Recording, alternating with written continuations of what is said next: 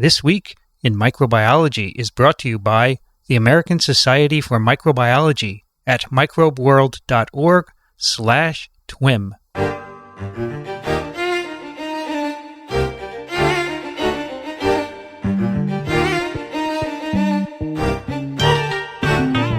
This Week in Microbiology, episode number 27, recorded February 16th, 2012.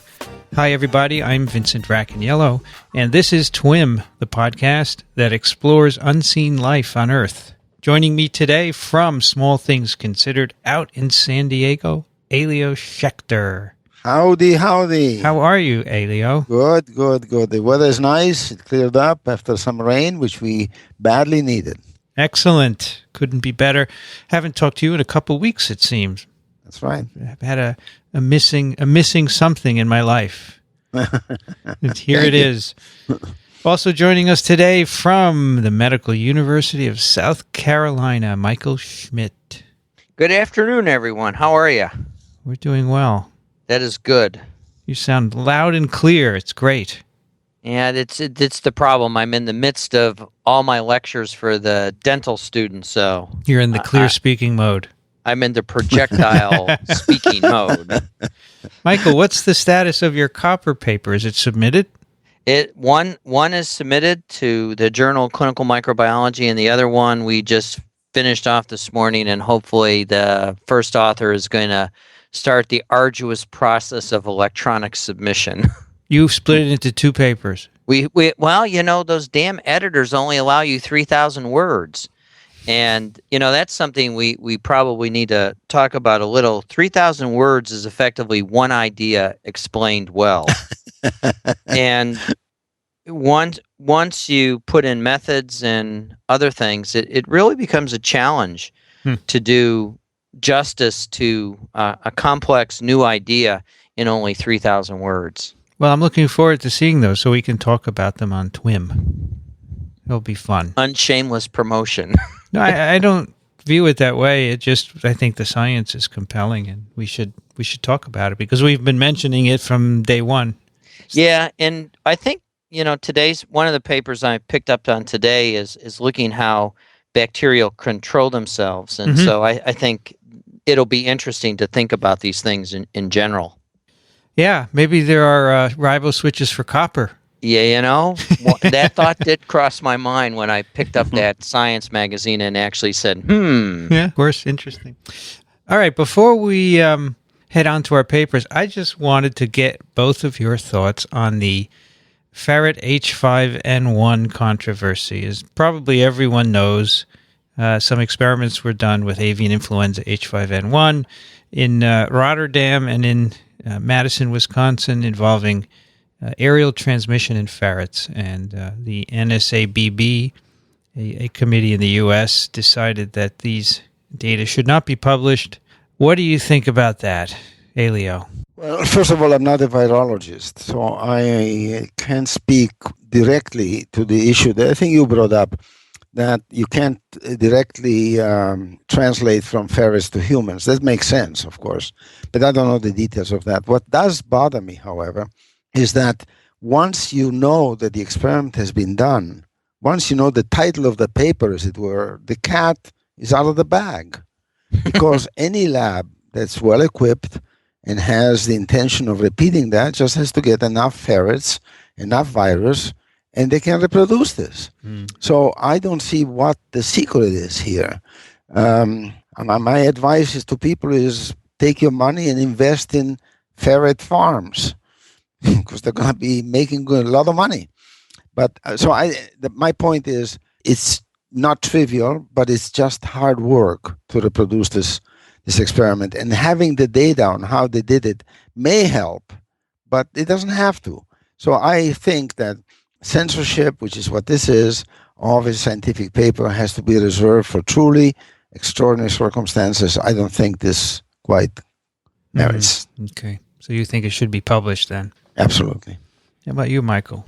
I also don't think it met the threshold. You know, I'll take a page from the patent literature. Anyone ordinarily skilled in the art of virology in understanding influenza will appreciate how to do this sort of experiment, because the ferret populations have been used as a sham human model for quite some time. Like my esteemed colleague in San Diego, I too am not a virologist, but in graduate school, I worked with influenza, and we did experiments in a virology class that I TA'd, and you learn how to do these things. And the interesting thing about influenza is the whole notion of shift and drift.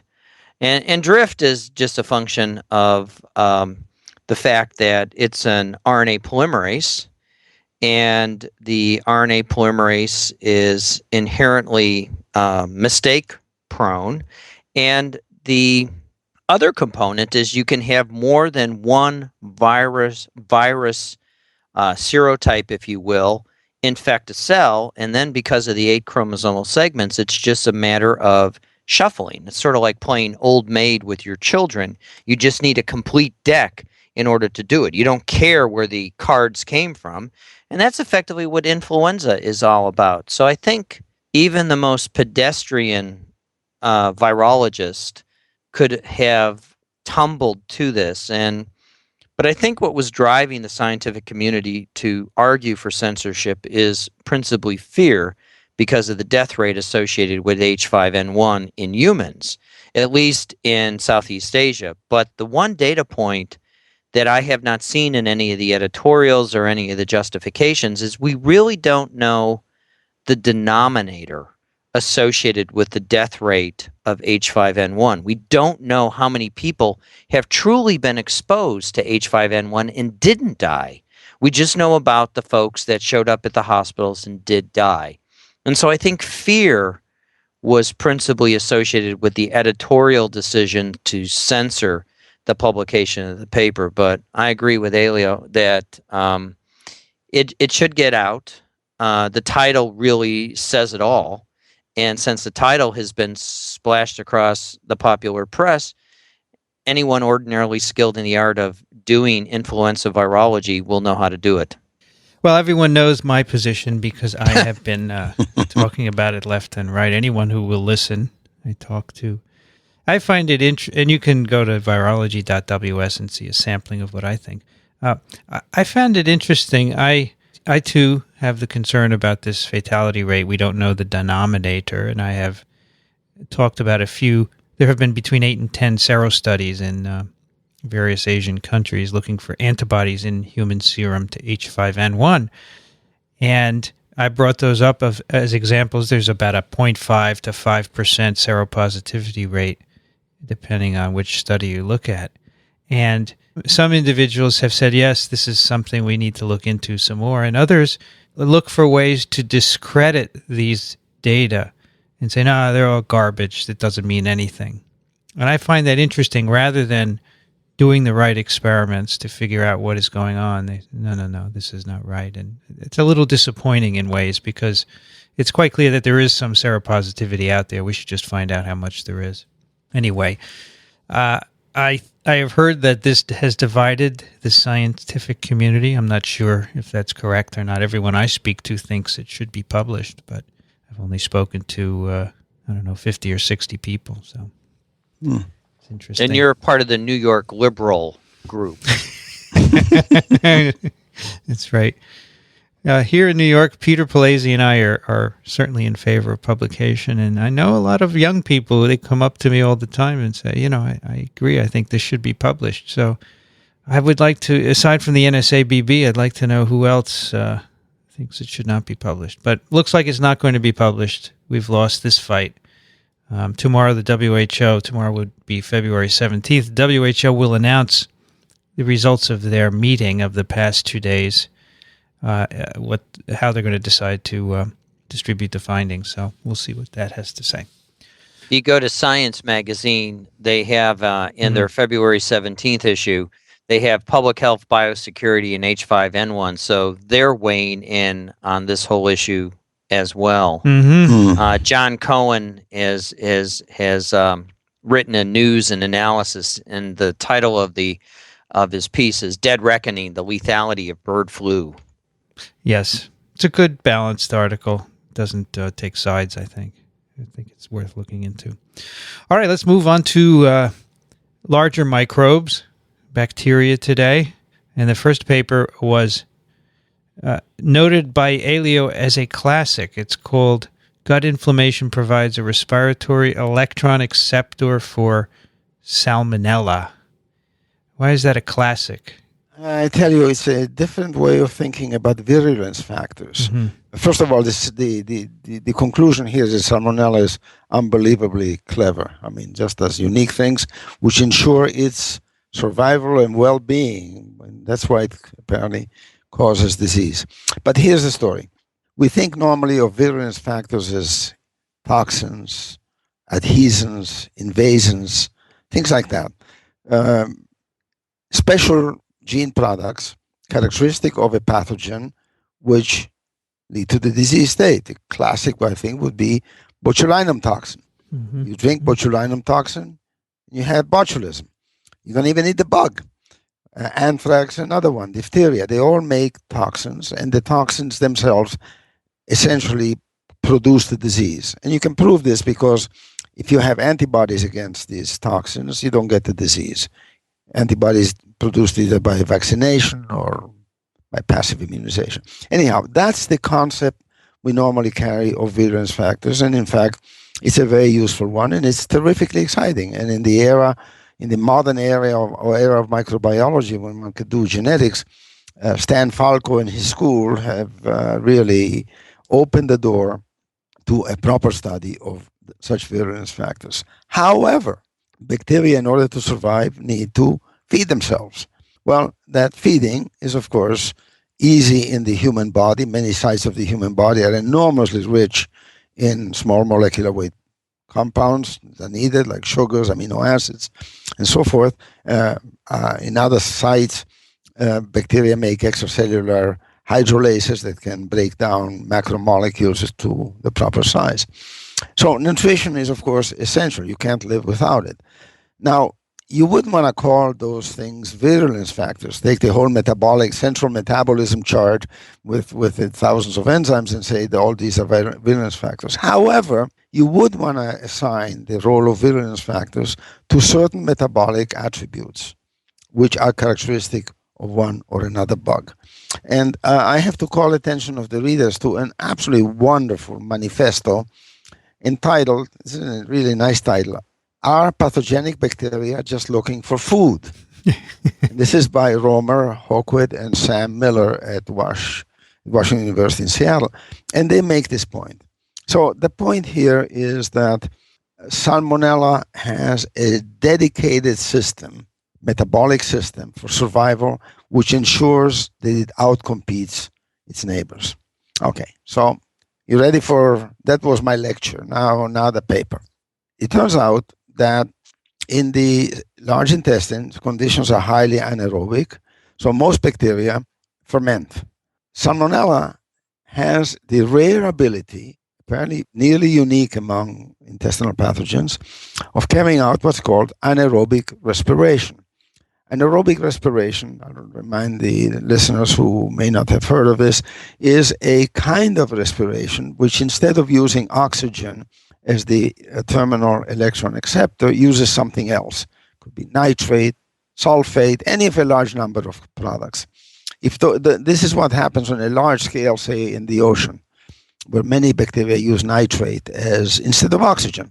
Now, anaerobic respiration is perhaps not quite as efficient as oxygenic respiration, the kind of respiration that we carry out, but still it's way better in producing ATPs and energizing the membrane than fermentation does. So if a bug under anaerobic conditions can carry out anaerobic respiration, it's going to have a big leg up on everybody else in terms of energy. It's going to outcompete everybody else.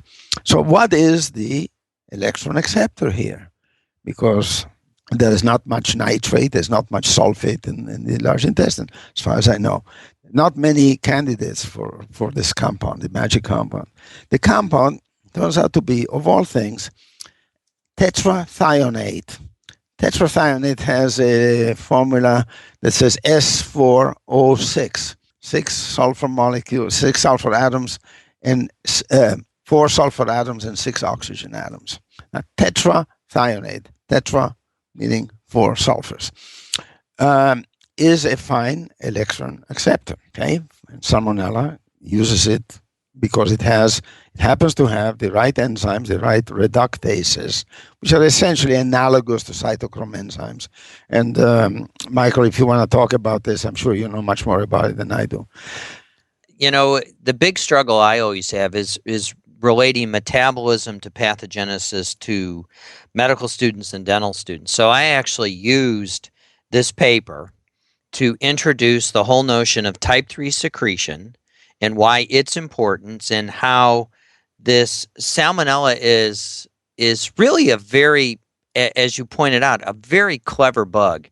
And it takes something from our guts, and every student knows that humans make gas, and we typically associate that gas with hydrogen sulfide, which is toxic to our... You're going to get to that, so I'm not going to spoil that. I'll let you go. Elio, can I ask you? Give me a chance to that. Can I ask you a question? So they say there's this thing called tetrathionate enrichment developed in 1923. You're going to tell us about that?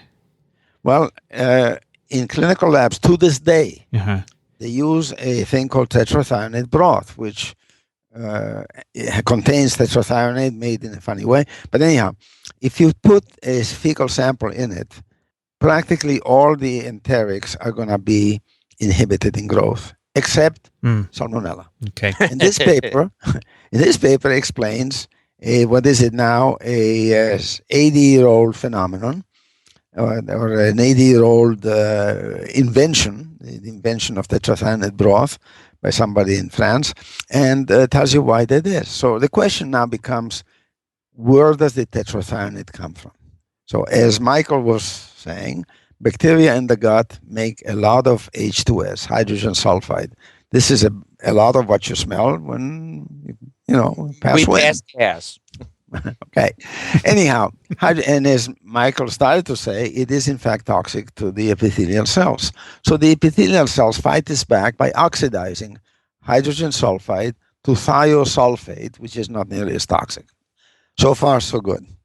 Now, that would be the end of the story, were it not for the fact that Salmonella, by having a set of genes strategically located in so-called pathogenicity islands, has these interesting secretion mechanisms called type 3 secretion, which allow it, once it binds to a host cell, to inject, as it were, effectors, that is, toxin-like compounds, virulence factors, if you wish, which tell the cell what to do. And in this case, this is the result of Salmonella infection using this mechanism is inflammation. Now, inflammation in the gut results in the outpouring of white blood cells, neutrophils, into the lumen of the gut. Becomes pussy, if you wish. Okay? What do neutrophils do? Well, they produce free radicals, reactive oxygen species. That's how they kill bacteria, okay?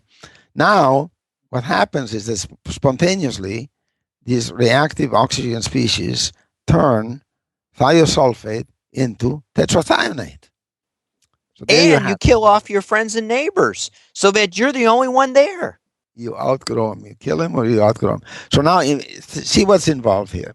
The normal flora producing H2S. The host cells detoxifying H2S to thiosulfate. The Salmonella inducing an inflammation which results in the oxidation of thiosulfate to tetrathionate. Now, if that isn't neat. You couldn't have designed it if you tried. You couldn't dream this one up. This is evolution, right? This is evolution and its best. And the result is that you have a metabolic way of outgrowing your neighbors. Mm-hmm. So this is, would you call the thiosulfate reductase virulence factors? Well, you could, in a way. That's what they are. They result in virulence in a way which is specific to Salmonella. Why aren't the Salmonella killed by the neutrophils? Oh, they are. Some are, but some are not. And to the extent that they're not, they grow. They grow well. It's the law of large numbers, because the right. tetrathionate is facilitating a rather than doing straight substrate level phosphorylation, the Salmonella is able to do respiration, which any freshman biology student knows generates more moles of ATP per gram of substrate than substrate level phosphorylation does. And so they just make more. That's And right. so you can only have so many white blood cells in there. Yeah. And the net consequence is the Salmonella literally outcompetes. And the net consequence is diarrhea. So the Salmonella moves on to the next host. You make a lot of Salmonella to spread. Yeah. Right. Now, when it's doing this, when the Salmonella is outcompeting the other flora in your gut, is there actually a reduction in the numbers of your flora? Do we know that? It's hard to tell because diarrhea leads to a total alteration in the flora. Yeah. So, you'd have to collect all the outflow and measure how many bacteria are there. And I don't think anybody has done that or would like to do it for now.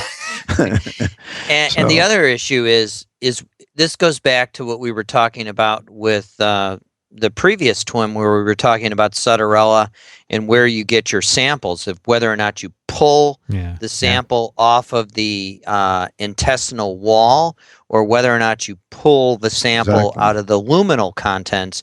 So I think this paper is really neat because it helps the new microbiologists begin to think about where to get the sample, because I think this is what all of these papers are beginning to teach us is it's like real estate. Location really does matter. In fact, here they did an experiment which suggested that the advantage of tetrathionate is greater near the mucosal rather than in the lumen, right? Right. By the way, let me point out that the paper came out, there are a couple of papers. There's another part of the story. We'll come to that. These are papers from Davis, California, and the person most involved in it is Andreas Boimler. But he's lucky because he's living in the same place as John Roth, a very distinguished microbial geneticist turned microbial physiologist. And for some years now, John Roth has been working on something rather peculiar in Salmonella, namely that it can use propanediol, which is derived from some strange sugars that we eat. And propanediol is, guess what, oxidized, or reduced rather, by, am I saying it right? It takes electrons. It's oxidized by using tetrathionate, just like the Salmonella we're talking about. In addition, there is not probably as much propanediol as there is ethanolamine. Ethanolamine is a simple compound derived from a very common lipid in the membrane of cells, phosphatidyl ethanolamine, and apparently there's a lot of them. Now, here's the story. This you have to add this to what we already said. Most bacteria cannot ferment ethanolamine. That is, under anaerobic conditions, you can't touch it unless what? Unless you can carry out anaerobic respiration. Okay, so under conditions of anaerobic respiration, Salmonella, using tetrathionate, is able to utilize this nice compound, which is available there in sufficient amount, and becomes able to outcompete by utilizing that compound. So that's a neat story, I think. So that is the food that the bacteria want. Food. That's right. The food that is used, that is used for via anaerobic respiration is ethanolamine. But there may be others. I mean, that's not the only one, but there may be others. And the beauty of this is that there is something to ethanolamine and propanediol utilization, namely that the Salmonella that do that grow a structure inside of their body, which is very analogous to something called the carboxysomes. Readers may not have heard of this. Carboxysomes are sort of vesicles inside of photosynthetic bacteria, and they seem to be a place where the main enzyme concerned with the key step in photosynthesis, riboswitch, is concentrated. So, changing gears now, carboxysomes are well studied in those systems. Something like them exists in Salmonella growing under these conditions. It's not clear what they do and what their function is, whether they're a way of accumulating enzyme or a place to park the enzyme until they're used. There's a couple of papers on that, but it is not clear what they do. But the point is that Boimler and Roth make for a formidable duo because one knows the pathogenesis and the other knows the genetics and the physiology. Or by now they both know everything, but they seem to be a wonderful group, and they have other collaborators, of course. So if we could prevent inflammation, that would take care of the Salmonella colonization, right? There'd be no tetrothionate, there'd be no anaerobic respiration, there'd be no energy production by Salmonella to outcompete its neighbors. So Michael, is there a way to sop up the oxidative radicals, the oxides that are doing this? Well, the problem is that they're being generated by the invader, and the Salmonella is really pretty clever because it's creating a localized inflammatory response by effectively being engulfed by the luminal wall. I mean, that's what the type 3 secretion system's extra factors do. It effectively sucks it in and creates it, if you will, an inflammatory focus, almost as if you have fallen and damaged your knee and all the white cells come in. And so, how can you suppress that, and how would you know to suppress it? I guess you could do it if you knew you ate some bad chicken, or every time you ate chicken, you would take enough Advil to suppress the white blood cells, or you would take what's the one antibiotic that they chronically give to people to suppress their immune response? It's azithromycin. And it's a side effect of the antibiotic is to suppress the immune system. Do you want to call it an antibiotic? Actually, yeah, that's a bad word. That's a bad word. It's really that's another discussion we should have someday about how some of these antimicrobials are actually effective in what they're really doing. Yeah, right. And it's, I think now that we have a lot of these molecular tools, we can go back to the literature of the 70s and 80s and 90s and begin to reframe some of those classic papers. And Elio brought it up at the beginning of this discussion that this is a classic because you take media that was invented at the turn of the last century, the 19th to the 20th century, when they were really beginning to cultivate bacteria. And the way you make tetrathionate media is you literally take thiosulfate and add iodine to it in order to generate the free radical. I didn't want to mention that early on because it's so cute, but go ahead. But that's how people made media for 90 years before we figured this out. And it's been staring at us in the face since what did you say? The medium was developed in 1923? That's published in 1923. Yeah, we should have figured this out. How they figured it out then, I have no idea. By the way, I tried to get hold of the original paper. I couldn't. It's not 1923 is a long time ago, so you can't. It's in the Compte Rendu de la Académie des Sciences. The nice thing here is they have a little discussion, and then they say a fresh look at sulfur metabolism in the inflamed intestine suggested an alternative to conventional wisdom. This is kind of subtle understatement. So they show actually that the NADPH oxidase is important in producing these radicals. So I suppose you could get an inhibitor of that. But as Michael said, you would have to know that you had Salmonella colonization. Right. That's the problem. And well, you could, I guess, do a dipstick check, but every piece of chicken has technically Salmonella on it. But again, you have to look at the cultivars. What I typically tell the medical and dental students is Salmonella in humans is always a frank pathogen, always will end up causing disease. In this particular case, it's diarrhea. And let me tell you funny. Mm-hmm. Can I tell you a funny story? Of course. I was a postdoc in Copenhagen in the late 50s. And I was at a place called the State Serum Institute, which would be the equivalent of, I don't know, the CDC in this country on a smaller scale. And the person working there was a guy named Kaufman, and salmonellologists will recognize him as the author of the Kaufman-White scheme, which is the way Salmonella used to be classified by their O antigen and their H antigen. Okay? So there was the great man, and we were working with Salmonella typhimurium, or to talk today, it has a more complicated name. But anyhow, Salmonella typhimurium was sort of a laboratory strain that was, for us, the equivalent of E. coli. Yeah, true, when you started to work in the lab, you came down with the diarrhea, but it lasted a day, and then you went on your business. So anyhow, we thought it would be, since we thought that Salmonella, our strain of Salmonella typhimurium was probably barely a pathogen, if at all, we thought we should go and ask Kaufman if there were any Salmonellas that were not pathogenic. Now, Kaufman was of German origin and rather Teutonic in his expression. And when we asked him the question, he yelled out, "No!" That stayed with me. That's great.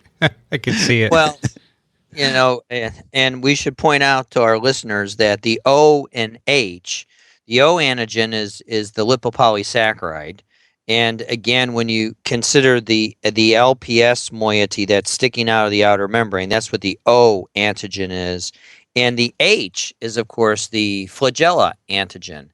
And the flagella, which is protein, and the O, which is polysaccharide, you can see why O and H were good, if you will, antigens for which to raise antisera in order to type all of these different strains. And that's why there were so many different strains of Salmonella, because of phase variation with the H antigen and because of the differences in the polysaccharide moiety in the LPS that is sticking up. And it's the chain that's actually floating out in the extracellular milieu that why the O antigen was such a is such a tremendous marker, and how so many different bacterial types, not species, but I guess serotypes, can actually coexist in Mother Nature.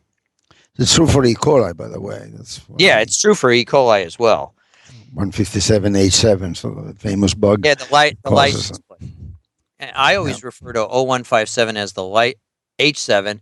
O is the O antigen, or effectively the polysaccharide attached to the LPS, and H is its flagella protein type. So it's literally just like the license plate on your car. You're all driving Chevys, but they all have different plates on them, so you can tell the cars apart. That's great. Very good. Terrific. This fellow, Andreas Baumler, I met 2 years ago at ASM general meeting. He was actually on TWiM, Michael. I don't know if you remember. I remember. Oh. He talked about another Salmonella story, and this is the battle for iron in the gut. So Salmonella makes a protein that antagonizes a host protein that's called lipocalin-2, which chelates iron, and the Salmonella protein is not inhibited by lipocalin-2, and so E. coli normally makes a protein that chelates iron, but this is antagonized by lipocalin-2. But the Salmonella is not, so it can use the iron and gives it an advantage over E. coli as well. Another way, I guess, that it takes advantage. Well, you see, this is good. I'm glad you mentioned it, because, in fact, if you were to think about metabolic factors that can be called virulence factors, high on the list and in the conscience of many microbiologists would in fact be those things which are involved in iron acquisition. The reason being that free available iron is present in such amazingly low concentrations in the tissues that bacteria have to have a way to get it.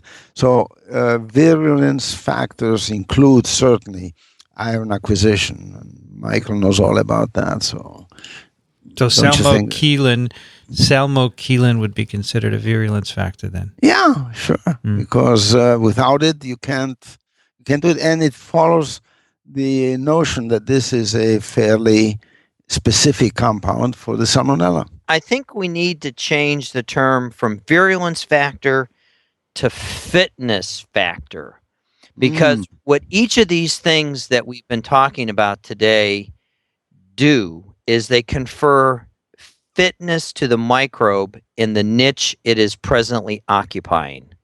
Very smart. And the interesting thing with these genes is that they're turned on only in that circumstance where they're required. And again, the whole notion of pathogenicity islands, I think, is really, that was elegantly named because they were found in pathogens in which the microbe was isolated from an individual that had a disease state. And they found this island of genetic difference. You know, they found it by, it was integrated, it had different G plus C content than the normal host chromosome, and they conferred pathogenicity, the ability to generate a pathological state, to the patient it was in. But what in reality, as we begin to do an overview of this, what it really did is confer that microbe the ability to thrive in that particular niche. So I think it's better to consider them fitness islands or fitness factors, and because then you could begin to think about designing a strategy, going back to what Vincent was saying about, well, can you turn off the generation of free radicals? And what the free radicals are doing to the general population in that area is probably bad, because most anaerobes don't have the ability to deal with free radicals, because as every poor medical student knows, the anaerobes typically don't have superoxide dismutase. The majority of them don't have catalase, which is the way the majority of microbes deal with free radicals. So, golden words. Boy, I wish there would be a way to suggest this new terminology, fitness factors. I think it's really great. It's a much more logical way of thinking about it. It'll make the poor medical and dental students not go crazy, and it will actually help those faculty that have to try to convey to them the wonder of microbiology. And it's really the combination of the basic scientist and the clinician that are going to come up with new strategies for controlling disease processes and disease states. So you really have to put it into a context that they can think about. You know, the whole idea of virulence factors in virology is very different, and we've been trying to define them for many years based on what we learned from you guys, and it didn't work because initially, we said, all right, these bacteria have toxins and so forth, and they're virulence factors, but viruses don't generally have these kinds of toxins. Right. So it has evolved now to most of the virulence factors in viruses are defined as genes that are not required for replication in cultured cells, but have an effect in the animal. Fitness factors. So yeah, exactly. Right. That's a much better term. And they turn out to be, for the most part, proteins that antagonize immune responses. Which will protect the virus to allow it to multiply in the next cell type. And typically, if you take those genes out, the viruses will grow perfectly well in cell culture, but they're not virulent in animals any longer. And that's the classic conundrum in making vaccine strains. You try to make the vaccine strain when you pass it through tissue culture to effectively attenuate it, but then you don't raise the right correlates of immunity when you pass that strain back into an individual. Interesting stuff. Yeah. Listen, before we change subjects, I had an idea. I've been writing up the story of the tetrathionate for the blog, and I'd like to mention fitness factors and attribute them to my esteemed colleague. You should. Oh, well, thank you. How's that? That would be at least, we can say we publish first. Okay. Well, be a little bit different. All right, let's move on to our second story for today. And this has to do with riboswitches, which we haven't talked about before on TWiM, I think, Michael. Is that correct? That is correct, Vincent. I stumbled into this paper I think I've already mentioned I'm teaching dental microbiology or oral microbiology to the dental students this term.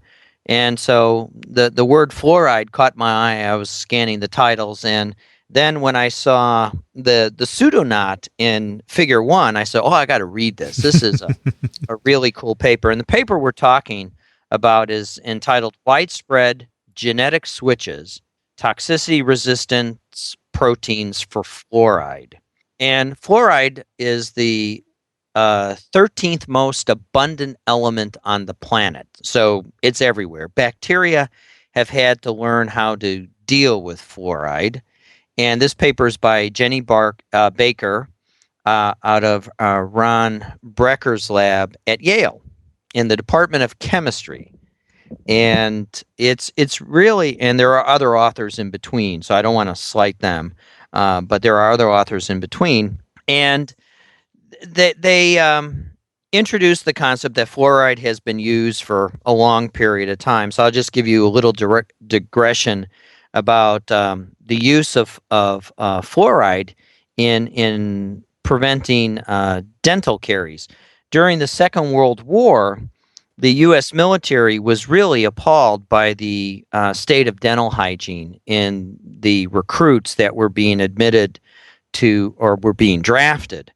And so in 1945, they came up with this notion of incorporating a small concentration of sodium fluoride into the drinking water supply. And the concentration that is presently used in most municipal water supplies is between 0.7 and 1.2 milligrams per liter. So it's about 0.7 millimolar to 1.2 millimolar. And that concentration will become important when we talk about how this switch gets turned on and turned off.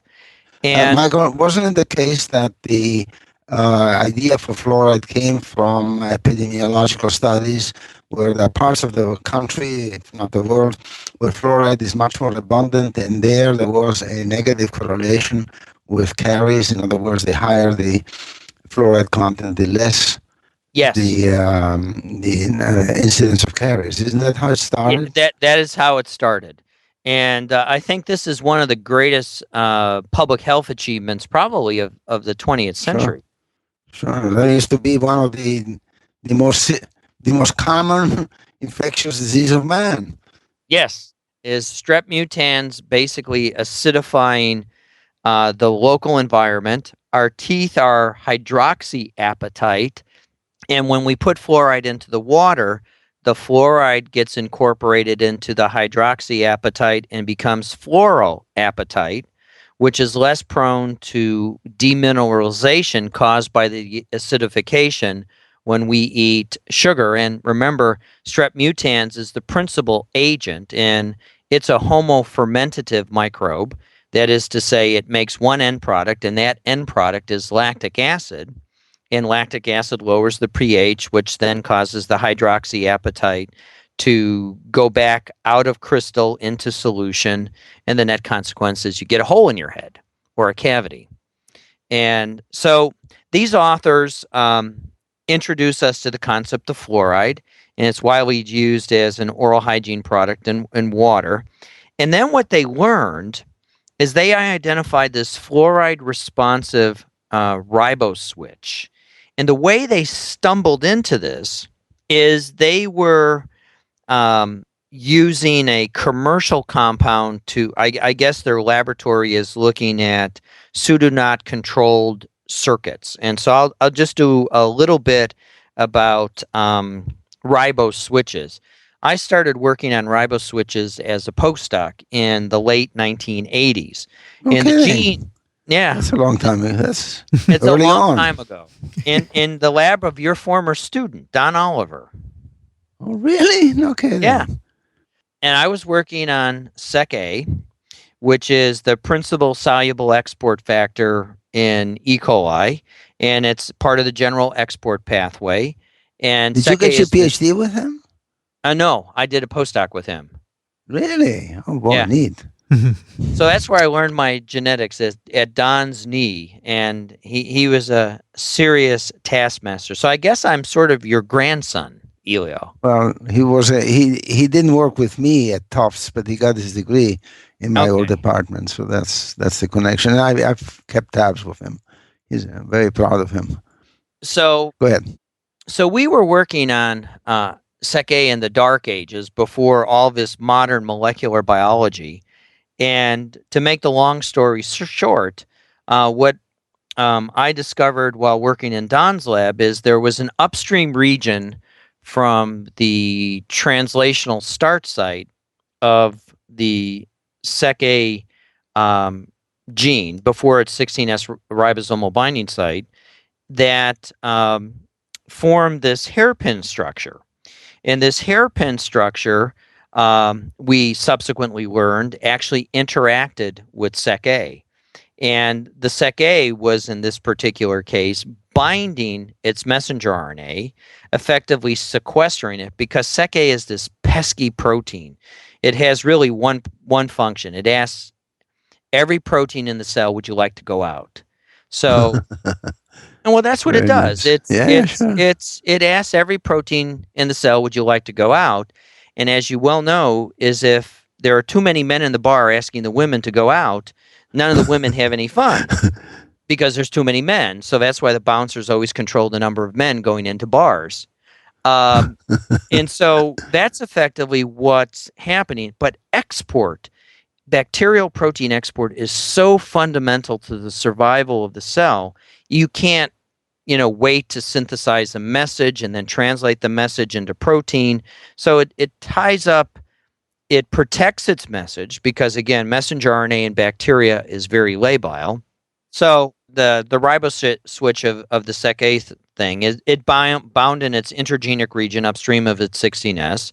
And when the cell needed more Sec A, when export, it would pull it off. And as it pulled it off, the messenger RNA hairpin, the net consequence is it then allowed the ribosome to come in and synthesize more protein. So it was effectively a way to titrate the amount of Sec A protein that was being synthesized. Don then has subsequently gone on to characterize the upstream gene and do all sorts of really clever things with that. In this particular case, this riboswitch is actually sensitive to fluoride. And it's sensitive, and fluoride's this really remarkable sized ion in that it's 0.133 nanometers. So it's really small, and it tucks right into the pseudoknot, and it's a way that the cell then senses whether or not it's in a situation where it needs to make proteins that will effectively detoxify itself of too much fluoride inside. So what these authors did is they used a method called inline probing, where they effectively made mutations, and figure 1B actually shows where they made their mutations. And what they're effectively doing is they're trying to find the active site of this secondary structure where the RNA pairs with itself. The thing that you have to remember is RNA loves to pair with itself. And you just have to go and pick up one of Dr. Charlie Yanofsky's paper on attenuation to really learn how important RNA secondary structure is in order to control translation, where translation actually controls transcriptional levels. And again, here, what we find, or what these authors did, is that free fluoride was important for binding by the RNA. And then they try other halogens like chloride and bromide and iodine, all of which are bigger, which didn't fit. And so they didn't see what was going on. And the way they did their experiments really take a page from John Beckwith and Don Oliver and all the others that use these wonderful transcription and translational fusions in order to ask a question, what's going on? Now, a transcriptional fusion is distinct from a translational fusion in that you allow for two proteins to be made in a transcriptional fusion, while in a translational fusion, you fuse the beginning of one protein to the reporter molecule. And in this particular case, their reporter molecule was a page literally from John Beckwith, and they used LAC-Z. And they had translational fusions. And that's what figure 2 is all about, is the fluoride riboswitch mediated gene control. And so they titrate the beta-galactosidase reporter activity versus the fluoride concentration. And it's like you would expect. In the wild type, you saw that as you added more fluoride, and they effectively brought it up to about it's a log concentration of fluoride in moles.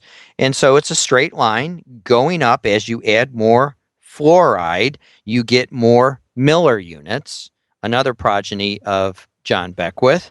And in the knockout, where they, again, taking a page from classic genetics, where you knock out the protein responsible that the riboswitch is controlling the synthesis of, and this particular protein is named CRCB, and they knocked it out.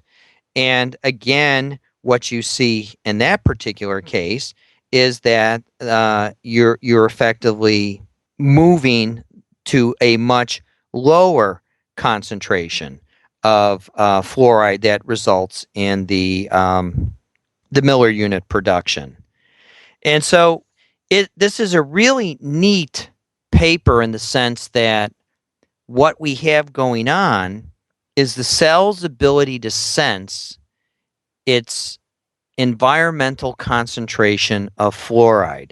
So it really ties us back to the earlier paper where it's measuring tetrathionate. So it almost, as I was reading both papers for today, I sort of asked myself the question, I wonder how the tetrathionate reductases, if you will, are being coordinated, whether or not there is a riboswitch involved in measuring the either the hydrogen sulfide could be the trick, where sulfur could be the molecule there. And so I unfortunately didn't have time to do a quick and dirty paper experiment where you look to see if there's a pseudonode in the upstream gene, but maybe those authors of the tetrathionate one would like to do that. So this CRCB gene, they say it might encode a transporter for fluoride. So in other words, when fluoride binds the switch, which is just upstream of that coding region, it would then turn on the production of the transporter and get rid of the fluoride, right? It's sort of like the ship begins to spring a leak and you call for the pump to be turned on. Yeah, and so they delete this gene. It makes it more sensitive to fluoride. It doesn't grow in the presence of the fluoride anymore. Correct. That's pretty cool. That's very nice. So do you think this is being induced by the use of fluoride in water and toothpaste and that sort of thing? Well, that's why I told you to remember the fact that we were at 0.7 millimolar, okay, and an E. coli strain carrying a genetic knockout of the CRCB gene could not grow at 50 millimolar fluoride, but the wild type could. That's E. coli, right? Well, they put the construct in E. coli to effectively measure the beta-gal level more easily. Like all people, they cheat and go to E. coli. Do you think it would be the same in S mutans? Who knows? Right? I don't know, and I think it's a function of transformation systems in S mutans. S mutans is a real pain to work with. It grows really slowly. It's really sticky. We're working with a little S mutans project with one of my dental faculty colleagues this semester in my lab, and I hadn't played with strep mutans in a while, and just looking at it on a Petri plate, it is a really sticky microbe. When you pull it off of a plate, you see how it just sticks. So here's what I don't understand. So when the gene is intact, the CRCB, it can grow in 50 millimolar fluoride. And so presumably S. mutans has this gene, right? And why? Right, and it's pumping it out. So why does fluoride work then if this gene is present in S. mutans? Well, it's what's happening is we're putting the fluoride into our enamel, our teeth, the hydroxyapatite. So our teeth are resistant to the end product of S. mutans. So that's a totally different mechanism than we're looking at here. We're not actually inhibiting the bacteria. We're just inhibiting the substrate. And this really drives home the elegance of using only 0.7 millimolar fluoride, because we're not effectively selecting for aggressive pumping out of fluoride, because then you're going to subject yourself to fluorosis. And there are some areas in the country that have high levels of fluoride in their water, in the concentrations of 700 millimolar, and of course in the town I live in, Mount Pleasant, South Carolina, we have naturally high fluoridated water levels, in so much that you can't even boil pasta in the water because it gets it gets like glue. And when what you had to do is our municipal water supply is now reverse osmosis to actually reduce the fluoride concentration to an acceptable level. Wow. Because you cannot go without eating pasta. Oh, absolutely. Several times a week. Amen. So that's amazing. And this amount of fluoride was selected before we knew anything about this, right? Yeah, this is what I think is why fluoride is such a wonder of shoe leather epidemiology, going back to see for decay or missing teeth, looking at the fluoride levels. And I think that's why Elio brought up to remind me that this was really public health at its best, really understanding the power of numbers, of looking at trends and looking at observations to really create a really good public health program. And yet at the same time, unbeknownst to them, they did not change the microflora, because Lord knows we still have strep mutans in our mouths. Yeah, sure. You don't want to do that, right? No. Nice. So these are very interesting. There aren't so many in eukaryotes, I understand, these riboswitches. There aren't? Huh. No, there's one in a fungus. I don't think there are any in mammalian cells that I know of. That we know of yet. Yeah, it might be there. We just don't know about it. You can certainly get RNAs to bind proteins by selecting them, but that's the aptamer technology. That's not a problem whatsoever, but whether they naturally occur, we don't know. Interesting. There you go. Nice story. You like that, Elio? Absolutely. Boy, I didn't expect that. Again, it's a getting together of very disparate ideas, and I think that's lovely. Yep. How we can put together things that we thought were unrelated, and all of a sudden we come up with an answer. Yeah, I'm always amazed. Great stuff. Thank you, Michael. You're welcome. Let's read a few emails here. We have some today. The first one is actually related to what we were talking about at the top of this episode. It's from Bill, who writes, I was fascinated by your conversation about government censorship of science, TWiM 24. To further criticize the government's move, and he's talking about the H5N1 story, I'd like to point out that the Soviets' bioweapons program has been leaked in bits and pieces over the years, yet we don't see terrorists able to recreate those projects. In fact, aspiring bioterrorists find themselves recruiting Soviet-era scientists rather than doing it themselves, which suggests the information alone is not dangerous. Here are 3 examples. 1, putting B. anthracis, PX01 and PX02 plasmids into B. subtilis, a common flora. 2, splicing in myelin genes into viruses to induce multiple sclerosis in survivors. And 3, creating chimeras between Venezuelan equine encephalitis virus and smallpox. Perhaps you could do a TWiM on biodefense. I think Ron Atlas would be good for that, right? Yeah, and we may want to do it. I think the Biodefense Conference that ASM and the NIH conduct is typically midwinter, so we may want to talk to our friends at ASM who typically cover it for the press to suggest who might, have the hot topic. You know anything about biodefense, Michael? I do. Listen, I do. what kind of question? Hold on.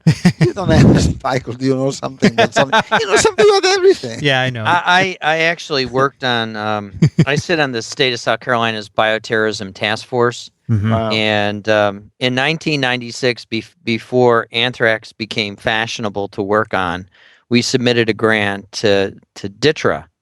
Unfortunately, the grant wasn't funded, but it ended up getting funded by a German pharmaceutical company to look at using novel phage to control.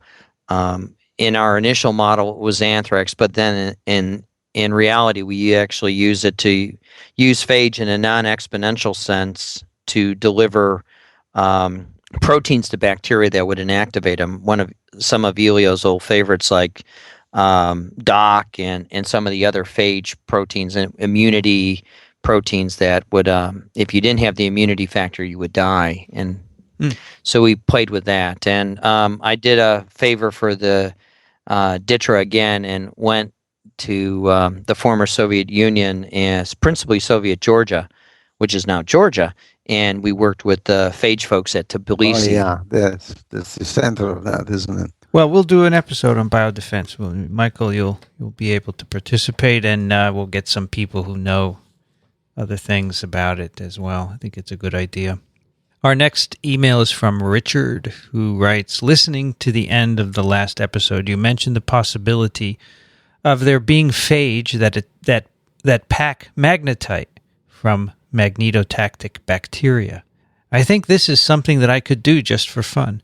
I'm assuming that the phage can be separated by filtration, then concentrated by magnetic means, and the resulting material, if any, could then be added to some of the bacteria. If phage are present, then a good portion of the bacteria should be killed. Hopefully this provides detection, since I lack anything but simple equipment. I thought I would ask, is this reasonable? So he wants to find phages for magnetotactic bacteria. Is this reasonable? Containing magnets. Yeah. Well, Yeah, I just don't know about the magnets being packaged by the phage. I think, phage are very clever at drying down the DNA, because the DNA is really the most, if you really want stable DNA, you pack it into a phage. If you happen to have a DNA phage, but who's to say that it's a DNA phage? It could be an RNA phage that go after the and also the sloppy phages, introducing particles which don't have the right amount, and it's I don't know what equipment it does take, but certainly it takes a magnet, it takes access to microbiological technology, and perhaps not a great deal more. So I don't see why not. If the equipment is available to do simple microbiology, then why not try it? Could be a neat high school science project. Do you think the phage would be concentrated by the magnet if they did have? Yeah, of course. Would be. That's the way I would do it. Just like early on, they concentrated magnetotactic bacteria just by putting a magnet on the side of the test tube and emptying out the test tube, and whatever sticks is magnetic. Yeah. Go for it. He says, if so, can anyone suggest where I could get information on culture of magnetotactic bacteria? Getting hold of some sounds easy enough. That's hard. But someone said, I don't recall who, that growing them is not trivial. I think Elio, you said that. Yeah, it's not. But there's some that do better than others. Aquaspirillum, I think, does okay. I think you could go to the literature that we provide in the program notes. I think there's something there. Yeah, so Richard, you could, we put some links to papers, or just email the authors. That probably would help you. Tell them Elio sent you. Many thanks for the great group of podcasts. Keep up the good work. P.S. I filled out the listener survey, but being in the UK, I'm not sure how much that helps. No, it does help, Richard. Thank you for doing that. The next one is from Trudy. Dear TWiM doctors, I am an enthusiastic virologist who has recently become fascinated with immunology. In addition, inspired by Vincent's thirst for all knowledge, I have started listening to TWiM in an effort to bridge the vast gap in my knowledge and be less of a virus snob. TWiP is next. I just finished listening to TWiM episode 22, where you discussed microbial infections encountered in the emergency room. You talked about how wiping out the normal gut flora with an antibiotic can encourage the overgrowth of C. difficile, and how this can cause some people to eventually have to lose their colon. I was very shocked by this information, especially when you mentioned that clindamycin was a common antibiotic that could cause this kind of imbalance in gut flora. Over the past few years, I've used a clindamycin foam to treat a lifelong acne problem. While this treatment is topical, I'm aware that many topically administered drugs can have systemic effects. Could you please provide some insight into the possible long-term side effects of this drug? I bet Michael knows. No, the issue I think is concentration. I don't know if how much is absorbed through the skin, and I don't know enough pharmacology about clindamycin foam absorption through skin. Mm-hmm. So it may actually just go down, a few layers into the skin to trim, if you will, mow the grass of the endogenous flora that is causing the acne. And so the question is how far does it go in? Maybe some of our pharmacological friends out there may be able to weigh in on it. I'm wondering about this because, clindamycin in terms of cleaning up of selecting for C. difficile in the gut, there's got to be an awful lot of clindamycin there to get rid of the rest of them. I just don't know what the amount would be, but it seems to me it would have to be very powerful. We have about 1 kilogram of bacteria in us. Yeah. So I maybe it's okay, but it's worth looking into. Trudy, good luck. It says I found a site here where it says that the use of topical clindamycin results in absorption from the skin surface. Diarrhea, bloody diarrhea, and colitis have been reported with the use of topical clindamycin. Okay, then we're wrong. So the FDA has noted this, and it says when you have diarrhea, you should stop taking it. So there is some truth to that, Trudy. There you go. Okay, sorry we misled you. But if anyone else can weigh in, please do. And Trudy wraps up, P.S. While you don't do weekly picks on TWiM, I would like to recommend The Ghost Map by Stephen Johnson. It is a highly captivating account of the cholera epidemic in 19th century London. Trudy, maybe you start a trend. We'll do listener picks of the week here on TWiM. Yeah. And if anyone else wants to send one in, we'll list that in the show notes. That's great. And the next one, we do 2 short ones. The next one's from Emerson, who wrote, I saw this rather fanciful notion and thought I'd pass it on to you fine gentlemen. Is that us he's talking about? Well, Joe hasn't been on in a while, so yes, probably. This is an article, Bioengineered Bacteria Colors Poo. Oh, no. Look at this. A group of scientists want to make designer poop. And they have a... God. Oh, my goodness. Well, this actually may not be a bad way of thinking about probiotics. Because if you think about it, there are good bacteria, and, there's been some strong suggestions about correlations with good bacteria. And if you could figure out how to color them, you would know whether or not you need to eat more yogurt or eat more fiber or do these other things. So that may not be such a wacky idea. Listen to what they do. You drink a beverage laced with a engineered strain of E. coli. It goes through your gut, and it turns your poo into a color that identifies what your problem is. Rotavirus, worms, salmonella, colorectal cancer, colitis, and stomach ulcers are all represented by different colors.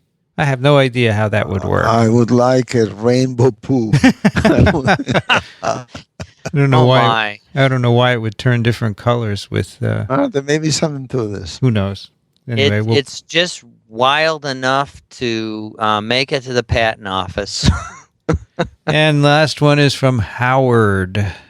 He writes, after listening to the fascinating podcast number 26 on the possible involvement of microbes and autism, I ran across the following article discussed in the winter newsletter of the International Probiotics Association.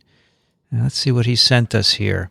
the level of arabinitol in autistic children after probiotic therapy. Arabinitol. So basically, they find an association. Well, they reduce the level of D-arabinitol by probiotics. I don't know what D-arabinitol. It's probably an alcohol-based sugar. It sounds like a sugar with an alcohol group. Arabinose with an alcohol. Why they would look in autistic children, I don't know. But Howard writes, the links between neurological and immunological issues grow more numerous. Michael, you were talking about that a bit, weren't you? Yeah. And, that whole autism story is absolutely fascinating, but I think I've been struggling trying to figure out how to design the experiment if the Salmonella is there only because the bugs that are supposed to be there weren't in the beginning, or is the Salmonella actually doing it? And, the question is, in this probiotic little news item that he's sending to us is, ask the question, what microbe can generate D-arabinitol? Mm-hmm. And, it's interesting that I think the objective, it says the level of D-arabinitol and the ratio of D to L-arabinitol, so we have chirally active sugars, in the urine of children with autism was investigated. So, again, I think the first paper that we discussed today with, Salmonella and ethanolamine, I think this is really beginning to teach us the importance of knowing who's there and whether or not they can do things. So that says here that this D-arabinitol is a metabolite of Candida, and its present in urine is elevated in autistic patients. So who knows if it's causative or a consequence, though. Yeah, and those experiments are hard because, we're fortunate that the incidence of autism is not that high, but the problem is it's not that high. Enough. So getting the patient population is going to be a challenge. Well, thank you for that, Howard. And that will bring to a close TWiM 27. You can find us, of course, at microbeworld.org/TWiM. If you do use iTunes and subscribe to TWiM and you like TWiM, you can help us out by leaving a comment over on the iTunes store because it helps others to discover us, keeps us on the front page over there. We also have an app for your phone, your iPhone or Android device that you can use to stream the episodes. It's over at microbeworld.org/TWiM. We love getting your questions and comments. Please send them to twim@twiv.tv. Elio Schaechter is at Small Things Considered. Thank you for joining us today, Elio. My pleasure, of course. It was wonderful to hear you waxing about microbes. Michael Schmidt is at the Medical University of South Carolina. Thank you, Michael. Thank you. I learned something new again today. What did you learn? Well, I don't want to put you on the spot. It's always, as you begin to read things that you normally don't read, or you think about them from a different perspective. The thing I learned today is asking myself the question, was the ethanolamine controlled by a riboswitch? Yeah. And, it's one of those fun experiments that you may want. You can do now because presumably the genome is done for that Salmonella typhimurium, and we could go hunting. You look for genes that could be involved in ethanolamine metabolism, right? And then you look upstream and see if it binds. Yeah, sure. See if you got a pseudonaut, and if there's a pseudonaut there, and then you could ask the question: Is sulfur controlling it? Yeah, sure. Because hydrogen sulfide, the sulfide ion could come across, and then do the experiment. You bet. I'm Vincent Racaniello. You can find me at virology.ws. I want to thank ASM, the American Society for Microbiology, for supporting TWiM, Communications Director Barbara Hyde, and Chris Kandayan and Ray Ortega for organizational and technical help. Thanks for listening, everyone. We'll see you next time on This Week in Microbiology.